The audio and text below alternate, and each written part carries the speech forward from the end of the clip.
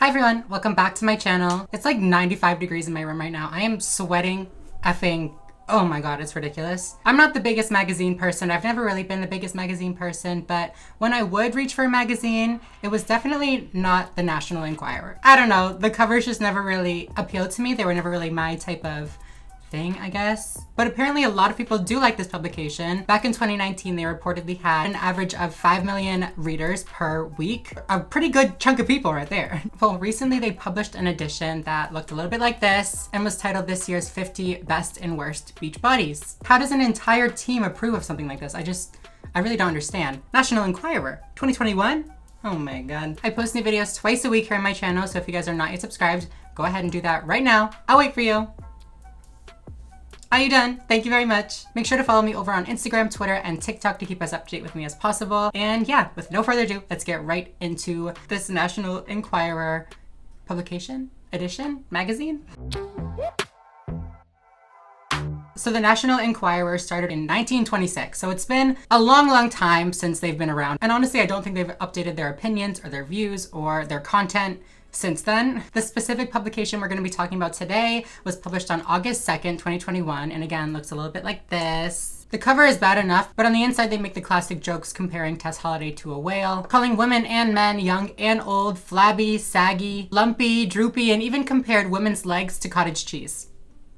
Love that. They took the most unflattering photos, went into their little Facetune app, went on the details little marker and turned it all the way up, all over the legs, and started making jokes about their cellulite and stuff like that. Cause like, duh, so funny. Tess Holliday actually posted the cover of this on her Instagram as well as some screenshots of the inside and said, LOL, I was voted the worst beach body this year and it makes me mad because it's 2021 and we are still publishing trash like this. Corny LOL, but it makes me laugh because I'm hot as fuck. LOL. They used a photo from last year and I included some more recent photos of me last month looking fine as hell in a string bikini so they can have the most updated, not hot content. So considerate.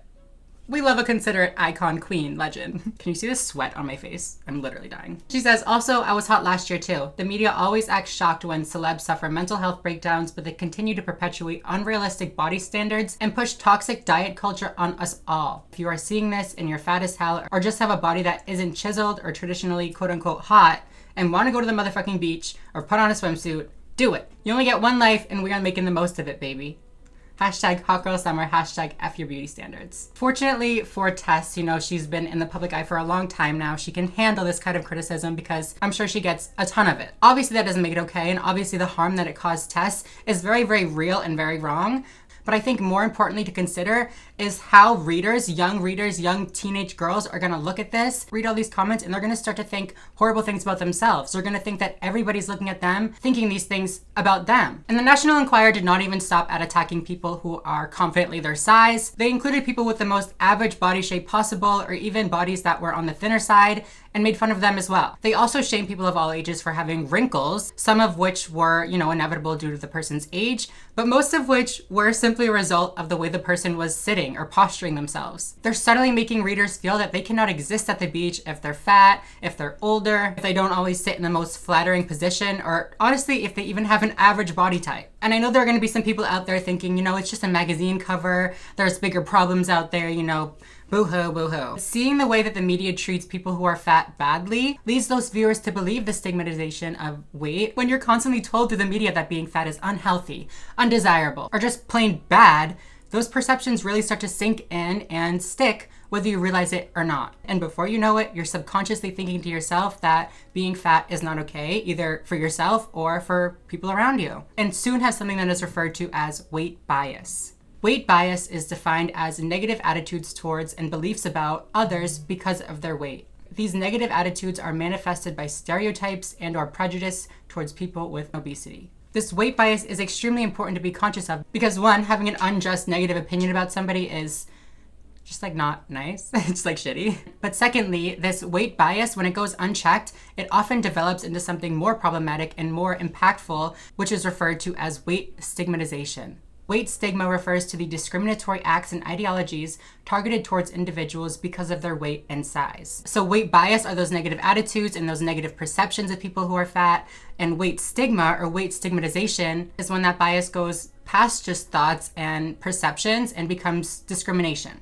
discrimination that manifests in many, many, many different ways. I'm going to drop a link down below where I'm getting all this information from, but I do just want to quickly talk about some of the ways that this discrimination and this weight bias manifests itself. The first one is in education settings, so in schools, colleges, wherever. And it's not just against students, it can be against teachers and staff members as well. The school and education environment is renowned for bullying, and weight is one of the primary reasons for victimization. The second place where this discrimination really manifests is in the workplace. There is consistent evidence of weight discrimination at every stage of employment, including career counseling, interviews and hiring processes, salary disparities, fewer promotions, harsher disciplinary actions, and higher contract termination rates. And in my opinion, one of the most impactful places that people experience weight discrimination is in personal relationships. Close relationship partners, including spouses or partners, parents, siblings, and children, are documented as being the most common source of stigmatizing comments, and in some cases,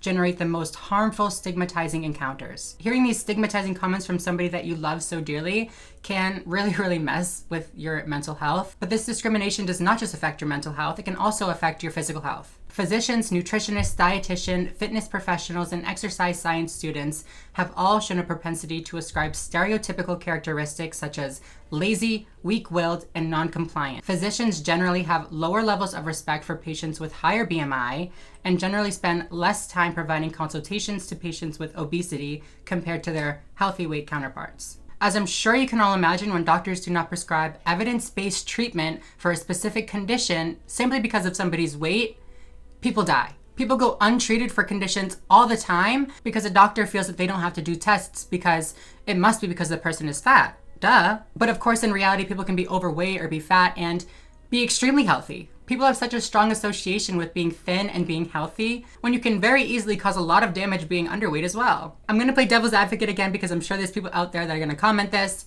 What does making fun of people for being fat in a magazine have to do with discrimination in healthcare settings? You can't separate the two, okay? You can't build stigma in one area and make something out to be gross, unhealthy, undesirable, but then when deadly consequences arise over here because of what you've been saying on these magazines, you can't just say that that's not your fault, because it is. It all feeds into each other, it all affects different aspects. Discrimination in some areas of life are going to trickle in and affect discrimination in other areas of life. Like, that's just how it all kind of works. When people consistently see this stigma portrayed in the media, it becomes real. Weight prejudice exists in almost all sections of the media, from children's shows where characters with obesity are stereotyped as clumsy, lazy, and without friends, through to news reports which have apportioned blame for global warming and rising fuel prices to people with obesity.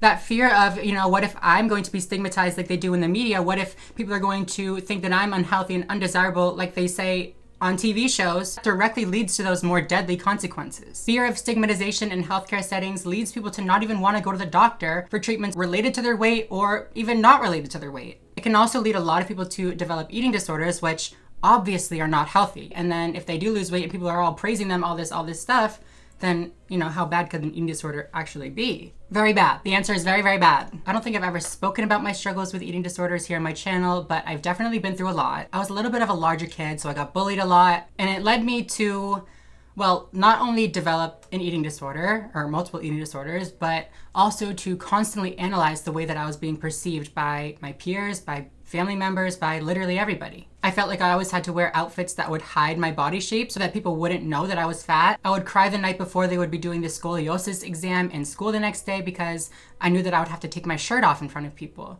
and it terrified me. I would wear a shirt at the beach because I was so uncomfortable having my body be that exposed, and whether that was because I was trans or because I was overweight, I don't really know. Maybe it was both. But this fear of stigmatization can completely control somebody's life. It can lead to not only, obviously raising stress levels, which affects a lot of other aspects of your physical health, but when the stigmatization is really bad, it has been known to lead to suicidal acts, suicidal ideation, things that are very real problems. So no, it doesn't end as a joke on a tabloid magazine. It kills people. I do want to talk about some ways that we can combat fat phobia and really break down this weight stigmatization and this weight bias that a lot of people have. Obviously, education is going to be crucial, and you're going to want to start with yourself first. I think that if you grew up in this generation, if you grew up, honestly, like in the last 100 years, you probably have a little bit of weight bias. That doesn't mean you're a bad person, doesn't mean you hate fat people, but you probably have a little bit of that implicit bias just in the back of your head. I know I do, and I'm working very hard to deconstruct it. Once we educate ourselves, we can then educate others, and it's like a little trickle-down effect, you know? Also, another great way to fight this weight stigmatization is to push for corporate education. And I feel like this is especially important in healthcare settings. It is crucial that everybody feels that they can access evidence-based healthcare specified for their needs. And that has definitely not been the case for most people. Be conscious and be critical of media like the National Enquirer, and really stop to think about how they might be affecting your perception of whoever they're talking about. When you see the most unflattering angle edited to be the most shocking looking, think about what motives they may have to do that. If they say that somebody's too fat, they're probably selling diet pills. If they say someone's too wrinkly, they're probably selling skin cream. And if they say someone's too old, well shit, they're probably selling souls out in this bitch too. I don't know. Moral of the story is there is no such thing as a perfect or a bad or a best and worst beach body. Unless you're not at the beach, then you're not a good beach body. If you ain't at the beach, then where the fuck you at? Anyways, you guys, if you like this video, please make sure to give it a thumbs up down below. I post videos twice a week on my channel, so make sure to subscribe if you're not already and you'd like to be. And yeah, other than that, I think I'm going to go. So thank you all so much for watching, and I will see you in the next one. Bye, everyone.